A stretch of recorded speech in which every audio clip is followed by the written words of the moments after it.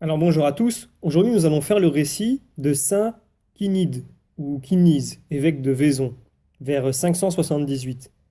Donc Quinide, vulgairement appelé Quinize, naquit à Vaison, ville de la province narbonnaise, de parents pleins de piété. Un oracle divin fit entrevoir ce qu'il serait un jour, même avant qu'il fût né, lorsque sa mère le portait dans son sein, étant venu à Arles pour la fête de Saint-Genet.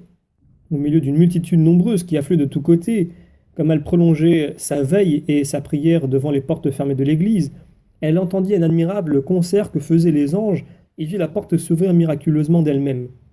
Pendant qu'elle était en extase devant cette vision, un des anges, se détachant de la multitude des autres, s'approcha d'elle et lui prédit qu'elle donnerait le jour à un fils qui serait un jour évêque de la ville de Vaison et le docteur éminent de tout le peuple. Tout le cours de la vie de saint Cunide montra combien l'ange avait dit vrai. Dès son enfance, on vit briller les lueurs précoces de sa sainteté naissante.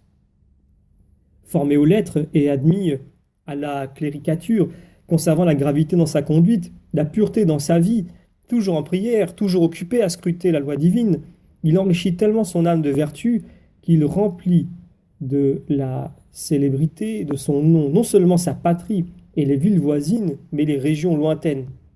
Voulant fuir les applaudissements populaires, il mena la vie anachorétique dans le diocèse d'Aix, où la renommée de ses miracles dure encore aujourd'hui.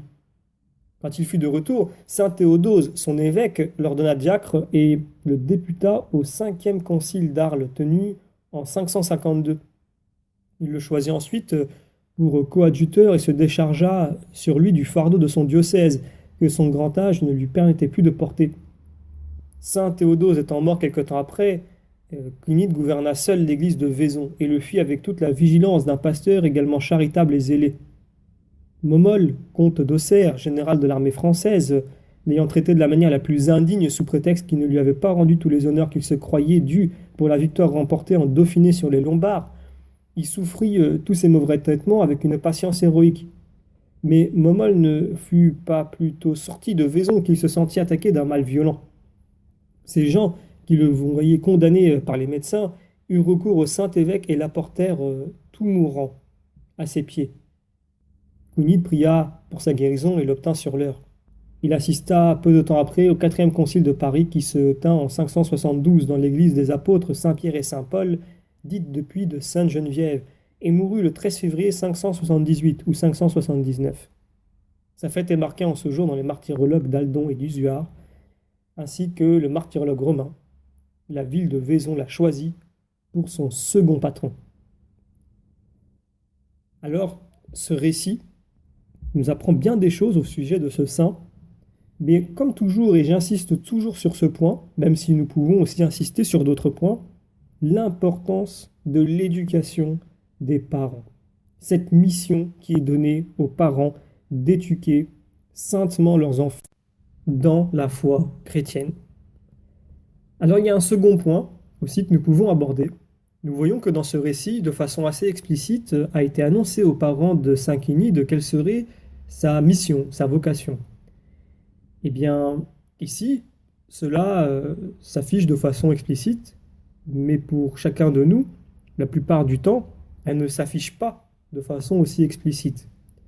Elle s'affiche tout de même de façon implicite par les textes des Saintes Écritures qui nous indiquent bien que nous sommes tous appelés notamment à la sainteté, donc c'est notre chemin, mais aussi nous avons une mission dans le corps de l'Église, donc le corps du Christ qu'est l'Église.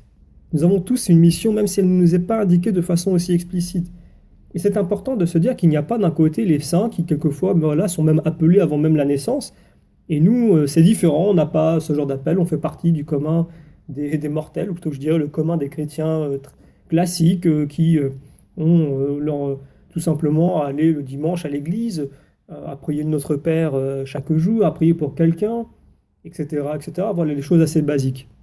Peut-être que certains d'entre vous se disent, ben moi je vais le dimanche à l'église, j'essaie de faire le bien autour de moi, de prendre des choix axés sur les préceptes de l'évangile.